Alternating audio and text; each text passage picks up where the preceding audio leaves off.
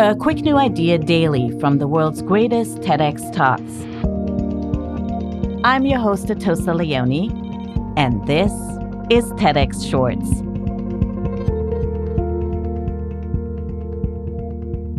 Many countries have an active, centuries-old law that allows government agencies to take your things, your house, your car, your business, without ever convicting you of a crime. Law researcher Dick M. Carpenter II exposes how this practice of civil forfeiture threatens your rights and creates a huge monetary incentive for law enforcement to pocket your possessions. And he lays out a path to end policing for profit once and for all.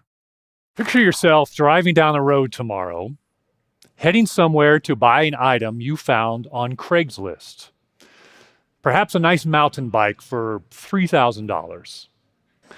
The seller has declared this a cash-only deal, so you have in the console of your car $3,000. Suddenly, you are pulled over. During the stop, the officer asks, "Do you have any drugs, weapons, or large amounts of cash in your car?" You truthfully answer yes, not to the drugs or to the weapons, but to the cash. In the blink of an eye, you are ordered out of your car.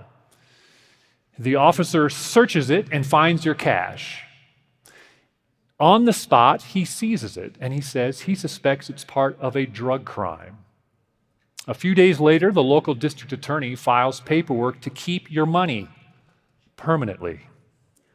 And all of this happens without you ever being charged or convicted of any crime. Incidents like this occur every day in our country. It's one of the most significant threats to your property rights most people have never even heard of. It's called civil forfeiture. When we forfeit something, we give up that thing, or we're forced to give it up. In criminal forfeiture, someone is charged and convicted of a crime, and therefore they have to give up property related to that crime. For example, suppose you use your car to transport and deal drugs. You're caught and convicted. Now you have to give up or forfeit your car as part of the sentencing. That's criminal forfeiture. But in civil forfeiture, no person is charged with a crime. The property is charged and convicted of a crime. You heard that correctly. The government actually convicts an inanimate object with a crime. It's as if that thing itself committed the crime. That's why civil forfeiture cases have these really peculiar names, like the state of Oklahoma versus $53,234 in cash. Or my personal favorite, the United States of America versus one solid gold object in the form of a rooster. I was reading about the history of civil forfeiture, and I came across one of the cases, the United States of America versus one 1990 Ford Thunderbird. In that case, Carol Thomas loaned her car to her son. While in the car, her son committed a minor drug crime. Carol didn't commit any crime, so law enforcement couldn't convict her and take the car, but they could and did use civil forfeiture to convict the car and take it. Carol was completely innocent, but she lost her car nonetheless. In other words, she was punished for a crime she did not commit. When I read this, I was gobsmacked. How is this even legal? It turns out it began in our country with maritime law. Early in our republic, the government sought to fight piracy. Yes, actual pirates. The problem was the government often couldn't catch the pirates. So instead, it used civil forfeiture to convict the pirates' property and take it, and therefore deny the pirates their illegal profits. Of course, the government could have simply taken and kept the booty without necessarily using civil forfeiture, but doing so would have violated our most basic due process and property rights. Now, the government rarely used civil forfeiture until the 1980s and the war on drugs. We expanded civil forfeiture law to cover drug crimes, and then later other types of crime.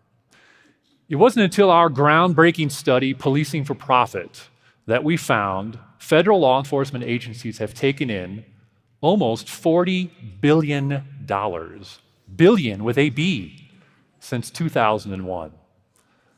More than 80% of that through civil forfeiture.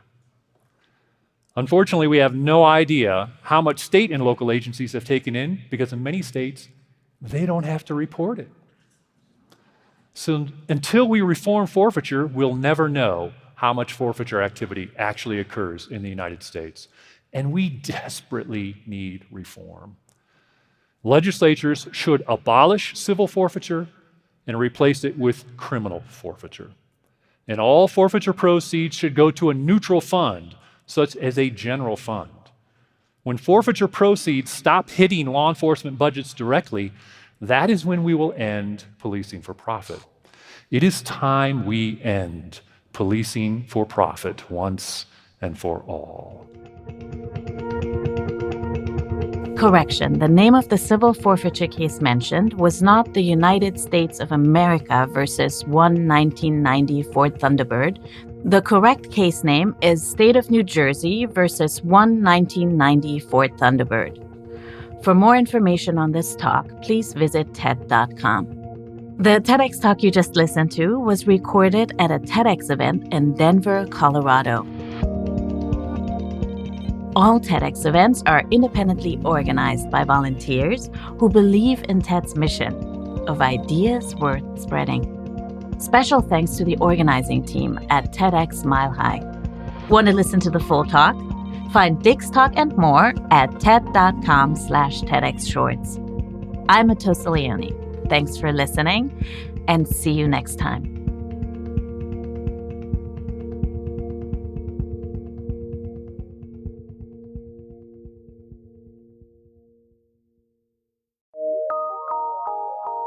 PRX.